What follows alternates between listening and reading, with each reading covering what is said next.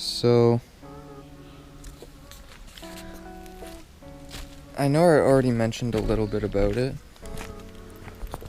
but farming in a tropical environment obviously is really nice. You have 12 months of the year that you can farm.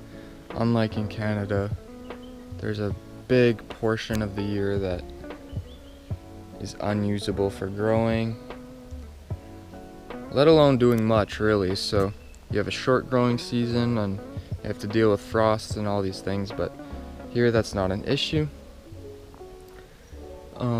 But you do have to be wary of other things, such as, for example, here in PR, they get a lot of hurricanes. There's hurricane season, and they can be quite devastating to your food production.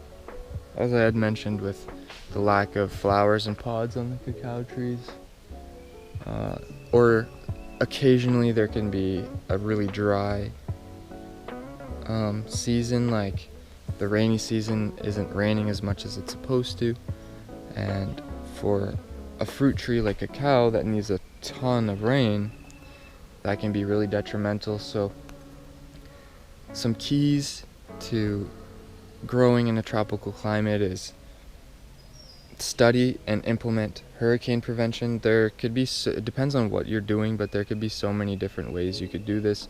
In Jeff's case, one of the things he's now incorporating is keeping his trees around the 4 to 6 foot mark rather than the 8-9 foot mark. It makes them more hurricane resistant, and it can also help them be more productive in terms of fruit development rather than putting the energy into growing taller, more leaves, etc. So that is definitely number one. So we got hurricane prevention tactics. Obviously you can't prevent a hurricane, but you can be prepared. And then number two would definitely be to diversify your crops, for lack of a better word. If you're growing in an orchard style, you definitely want to be interplanting as much as possible when you can, where you can. And if you're doing more of a food forest style of growing, you want to get as much diversity in there as possible, native and non-natives. Obviously, you want to start out with your pioneer plants, then you move to your second story plants, and then your canopy plants, like would be your long-term food producing trees, nuts, things like that. And then you have your secondary story would be like mid-term length growing things like shorter lifespan food production trees. And then obviously your pioneer plants would be a lot of natives and shrubbery and things of that sort. So you'll start out and move in that kind of transgression, and eventually you just want to be mimicking this wild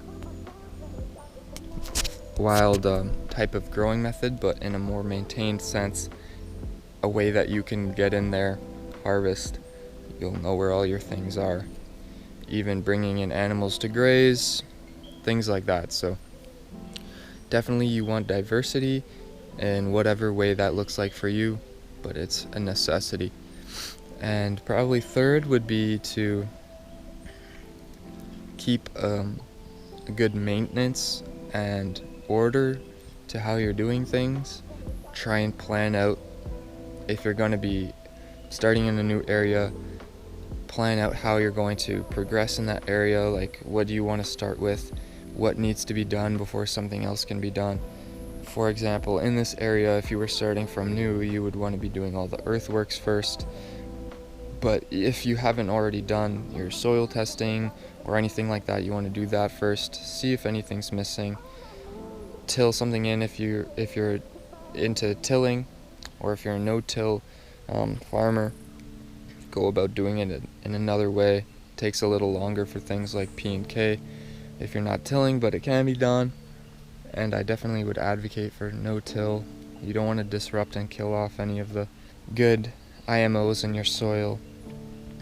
So don't disrupt the soil as least as possible, but you'll want to start with your soil, move into earthworks, get your introductory plants going if you need something in there to like fix nitrogen or just boost the health of the soil. Get that first grow in, chop and drop, give back to the soil, boost the fertility, and then you can start growing, planting your trees, things of more permanent nature. So those would probably be my top 3 for growing in a tropical climate. And also just throw in there, make sure you have good water management, but this kind of ties more into the first thing I mentioned about hurricane prevention tactics, hurricane resistance I should say, not prevention. And yeah, you definitely want to make sure that you have a good system for how you want water to flow on your property, so you don't deal with a lot of erosion and pitting in your fields and flooding and all of these things. So make sure you have a good water management system, and that is kind of what we're doing here. So growing in a tropical climate can be really amazing. It's a super abundant place to grow, but it definitely has its downfalls, and more so in certain areas than others.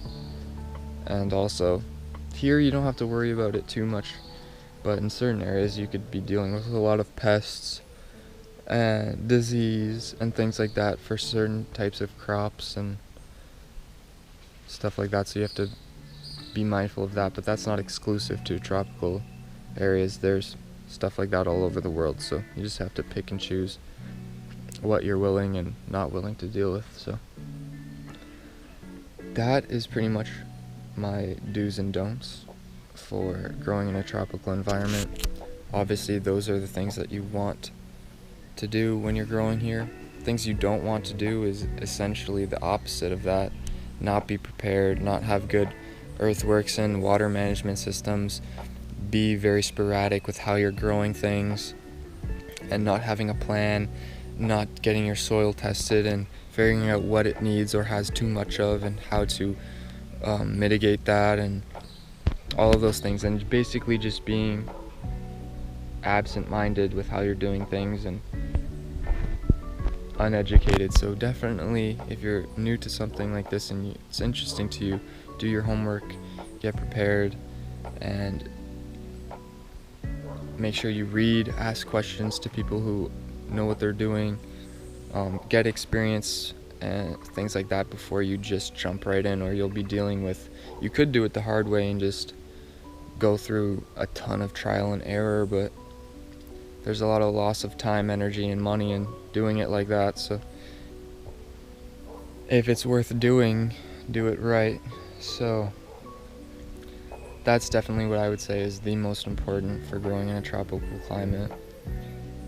And if you do it right, you can reap some amazing rewards. So that's it from me for now. As always, remember to keep love in your heart, get your hands dirty, grow something, and I'll see you guys soon. Peace, fam.